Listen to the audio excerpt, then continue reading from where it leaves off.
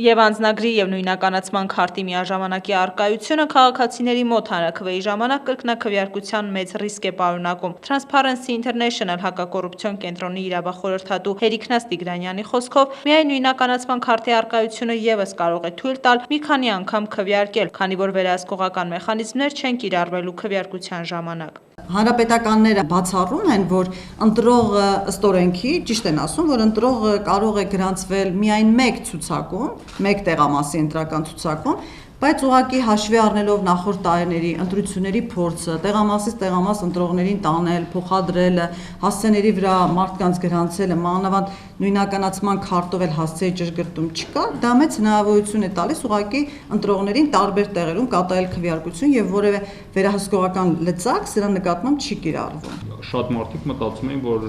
հանրաքվեից հետո հնարավոր է, որ սահմանադրական դատարան դիմեն ու սահմանադրական դատարանում լինելու է մի մարդ, ով ղեկավարել է սահմանադրական հանձնաժողովը, ասա լուրջ հակասություն։ Ամբողջ սահմանադրական հանձնաժողովի անդամները եղել են հանրապետական կուսակցության անդամ կամ էլ Սերժ Սարգսյանի կողմից նշանակված պաշտոնյաներ։ Այսինքն հենց սկզբից կար այդ անվստահությունը գործընթացի նկատմամբ ու վերահսկողություն իրականացնելու հիմնական տարբերակը դա ունենալ դիտորդներ ընտրատեղամասում, որպեսզի դիտորդները կարողանան վերահսկողություն իրականացնել, նաև քաղաքացիների մասնակցությունը